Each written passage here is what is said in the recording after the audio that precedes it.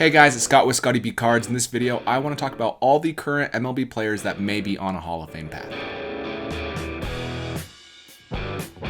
Okay, so I've always wondered, and I bet you've always wondered, which players are going to make the Hall of Fame. We can do our best to speculate and guess, and that's exactly what I'm doing in this video. I'm going to be looking at the players that I think have a 100% chance, 75% chance, 50% chance, and a 25% chance of making the Hall of Fame. What I'm going to be doing is I'm going to be taking all the things from Baseball Reference I love, putting it onto one slide so I can show you everything quickly, and I will also tell you what the rookie card I would recommend buying if you want to get into that player is. Couple rules: I'm only doing players that have more than 30 WAR. There's only one exception. He's a relief pitcher. I'm going to do my best to make sure it's over 30 WAR because if you go under, it's more of a speculation. And on top of that, I am not doing Bowman Chrome autographs as the card to invest in. All right, so let's just jump into it. I'm going to go quick through the locks because we all know who's going to be a lock in the Hall of Fame. I'll spend some time on a few of them, and then I will go more to the ones that are 75 and under because those are the ones that really can have some debate. So here are the locks. The first one is Albert Pujols. Pretty obvious. He's a Hall of Famer. You can see all of his accomplishments in his career. A couple things I want to explain about Baseball Reference and some of these statistics so it makes sense throughout.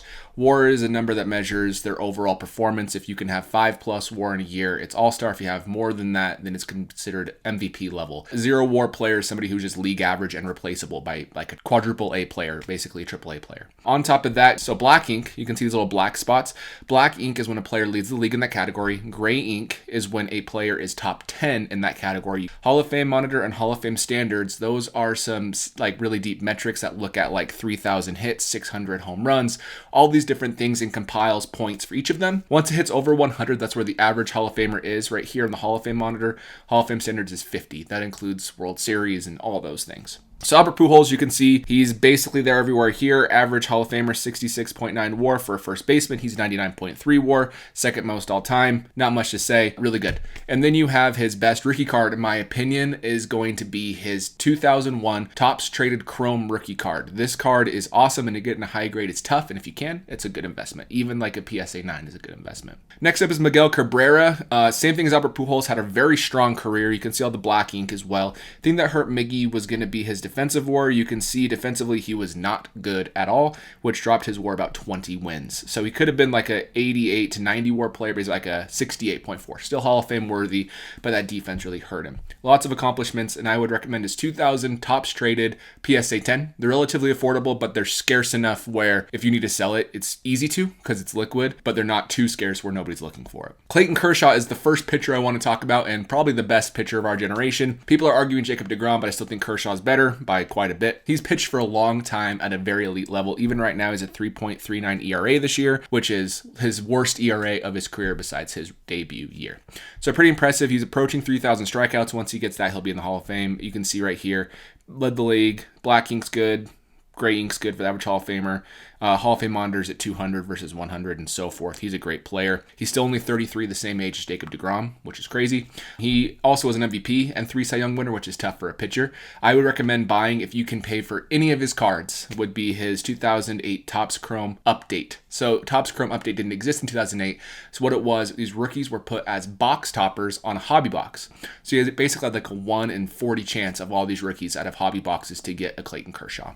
After that, we have Max Scherzer, one of the most underrated pitchers. And I know he's not underrated right now. He's in the limelight going to the Dodgers and stuff, but he's had a great career. He's approaching 200 wins, which is the new 300 wins in my opinion. Used to be 300 wins was needed to get to the Hall of Fame, but pitchers don't pitch as often with all of the management controls that's going on. You can see even last year in the World Series when Blake Snell was pulled. It's that type of thing. So 200 wins is good. He's approaching 3,000 strikeouts. I typed this in before his previous start, so now he's at 29-31. He has 3 Cy Youngs, 8 All-Stars, and he's won a World Series. This is his best rookie. It's the Stadium Club autograph from 2008. He has hardly no Topps autographs and almost no on-card autographs. So I would recommend if you want to get his best rookie auto, this is basically it. He does not have a Bowman Chrome autograph. Next up is Justin Verlander. He's won an MVP. He's won Cy Young. He's won a Rookie of the Year. He's won a World Series. He's basically done everything he needs. He has 3,000 strikeouts, 226 wins. He'll be a first ballot or second ballot Hall of Famer. His rookie cards are kind of confusing because he has a rookie in 2006 and this draft pick in 2005. I'd recommend getting the 2005. People like the very first year. Topps licensing was strange with rookie logos before 2006. And that's kind of what you're seeing with Justin Verlander. Overall, I think Verlander is easily going to get in, and I'd recommend getting this card in PSA 10 because, again, it's just like Miguel Cabrera. It's scarce, but not too scarce, and it'll be really liquid if you want to move it, and you can make some serious money on it as he approaches the Hall of Fame. Next up, we have Zack Greinke. Him and Max Scherzer are my favorite pitchers in all of baseball. And you might be confused why Zack Greinke is a surefire Hall of Famer, but if you look at his numbers, he easily is. 74 WAR. If you look at his strikeouts, he's almost a 3,000. He will get there. On top of that, he's won a Cy Young. He's won Silver Sluggers because he's a great hitter. He's won Gold Gloves, 6 Gold Gloves. He's just an outstanding player. He's really changed his games to throw hard. Now he can be hard and soft. He'll throw you a 55-mile-an-hour curveball. He doesn't have a Bowman Chrome autograph. This is his first Bowman Chrome, and they're tough to get in good condition. If you can get a PSA 10 of that card, then you're doing really well. So I'd recommend that. If you want an autograph, go with his first autograph ever released. It was from Upper Deck in 2002. His only 2002 autograph. Topps didn't have one until 2003. This autograph's interesting because he signed paper and then they slid it into the card and it kind of cuts off his autograph consistently. After that, we have Mike Trout. Some people would say he's not 100% Hall of Famer, but he has 10 years of service. If you're retired right now, he's basically there. Like, yes, he only has 310 home runs, but he's considered, if we look at the center fielder, like right here, that actually shows, according to Jaws, which is right here, is a measurement between peak WAR, and peak WAR is just your best 7 years combined, and career WAR. So it has him as the 5th best center fielder all time. You can see Frank Robinson, Mickey Mantle, Frank Robinson, Mickey Mantle, Frank Robinson, Duke Snider. He's good. He's also there on everything over here on gray ink, black ink. Look at his baseball reference page. It's gorgeous. 3 MVPs, bunch of Silver Sluggers, 2 All-Star MVPs. In my opinion, he's already in there. The card I'd actually recommend looking at is his Bowman Chrome 175, not the Topps Update, just because there's so many of the Topps Update in comparison to this Bowman Chrome, and plus it's a little bit undervalued in my opinion. Like in a 9, you can get it for $900, maybe less, which is a really good deal. Joey Votto. So I put him last on the 100% in the Hall of Fame because people aren't going to like it, but I'm going to explain my reasoning and I'll take a little bit more time with Joey Votto. First things first, let's go over here and look at, right here. He's won MVP, a Gold Glove, and 6 All-Stars. Not super impressive, but the MVP is impressive, and he was runner-up to Giancarlo Stanton this year in 2017 and probably should have won. He and Stanton barely finished behind each other. Let's go look at all-time first baseman Hall of Famers. So right here, you can see WAR. He's at 61.8. Every single player ahead of him is a Hall of Famer besides Pujols and Cabrera because they're active, and Palmeiro because he did steroids. Every player behind him, besides Todd Helton, who probably will get in the Hall of Fame, and Mark McGwire, who did steroids, is a Hall of Famer. So right there, his comparisons are really good. He was probably the 3rd best first baseman of our generation behind Pujols and Cabrera, which helps his case. Tons of black ink, on-base machine, on-base over 417. He's playing great this year. Since I took this screenshot, he's like at 1.7 or 2 WAR because he's just slugging so well. So I think he'll get in. Right here, the Hall of Fame, great ink. He's at 144 versus 145, and he's barely below right here. So if he can have just another good year this year and maybe an okay year next year, I think he'll get in. I think if you're retired right now, he would be. He would not be a first ballot, but I still think he'd get in. And I'd recommend his 2004 Bowman Signs of the Future autograph. It's his first autograph and a really sought-after card. Okay, these are my 75% players. First one's Mookie Betts. Mookie Betts has won 5 Gold Gloves. He's a 5-time All-Star.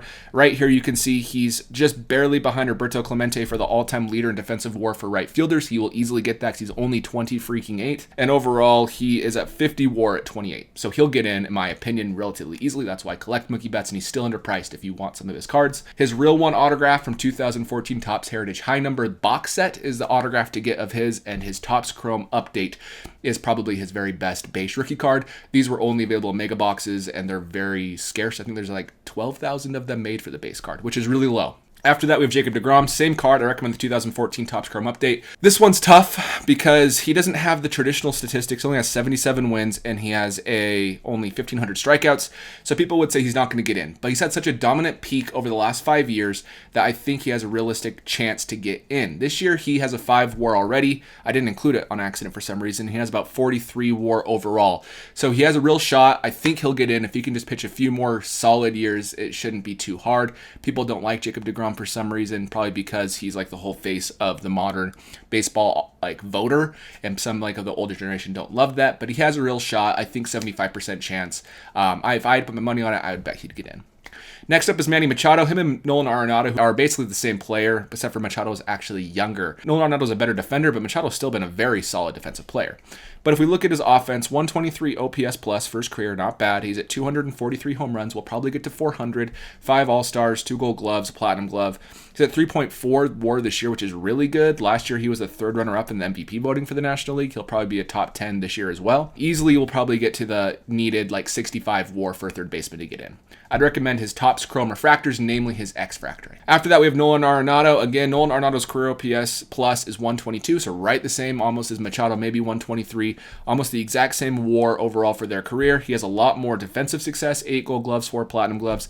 Also has 4 Silver Sluggers. If we look down here, Nolan Arenado is 11th all-time for defensive WAR for a third baseman. He'll easily get to number 3 or 4 right here, I'd say, at the end of his career. So I think that'll help him get to the Hall of Fame. Overall, I still think the 2013 Topps Chrome Update is the best rookie card for him. He has a base Topps Chrome, but I like the update better. Next, we have Yadier Molina. This player, I have a tough time saying he's going to get in the Hall of Fame easily, but he is very sought after by Cardinals fans. Everyone says he's a Hall of Famer. I don't know if I agree. He has a 97 career OPS plus, meaning he's below league average for his career. Overall, 41 WAR. His Fangraphs WAR total is better because that includes pitch framing, which helps him get way higher. Overall, I don't know if I love this here, but I've listened to all the voters who've talked in the past, and they say Hall of Famer Yadier Molina, so I'm just putting him here because of where they stand. And if I put Molina there, I have to put Buster Posey there because I think Buster Posey's had a better career. You can see right here a career 303 hitter for a catcher, probably the second best catcher of our generation behind Joe Mauer. Joe Mauer has about 55 WAR and an MVP as well. He has an MVP, a Rookie of the Year for Buster Posey, 7 All-Stars, 3 World Series. I'd recommend picking up his Topps Chrome Redemption, Rapper Redemption from 2010. Great card. If you can get in a 10, that's awesome. Right here you can see he's just barely, if you get up to 50 WAR, he'll without a doubt be a Hall of Famer. After that, we have Freddie Freeman. Freddie Freeman actually has a lot more work than I realized. You can see right here he has 40 WAR for his career, which is good, but he needs to be around 55 to 60. Look at Joey Votto. They play the same position. Joey Votto's 20 WAR ahead, 6 years in the future from Freddie Freeman.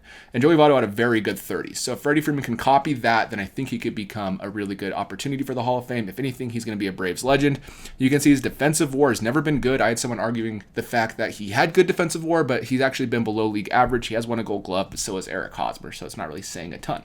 I'd recommend his 2011 Topps Diamond Anniversary rookie card. By far his best looking. I love that Diamond Anniversary. Carries some clout because of Mike Trout as well. Next, we have Bryce Harper. Bryce Harper is one of the most slept on players. It feels like he's been in the league forever, but he's only 28 years old. He's at 36.7 baseball reference WAR. He's actually higher because he's been playing so well. It's a shame he wasn't an all-star with that 148 OPS plus. Overall, hitting 288. He's actually around 295 right now. He's slugging well. He doesn't have many RBI, but that's just because he doesn't have any opportunity to drive people in. You can see his comparable players as Tony Conigliaro, who I talked about before, Justin Upton, Frank Robinson, Andrew Jones, and Barry Bonds. So not bad whatsoever. I'd recommend getting his 2012 Topps short print. There's only 400 of these graded between PSA and BGS, so it's a true short print rookie card. Now we have the 50% toss-up chance of getting in. First one is Evan Longoria. The reason I say he's a toss-up, he's at 57.2 WAR alone. He's won some Gold Gloves. He's had a Silver Slugger. He's a Rookie of the Year, 3 times All-Star. You can see down here he's number 18. I think he needs to get up above Home Run Baker to get into the Hall of Fame, be above 62 WAR, which is possible over the next few years.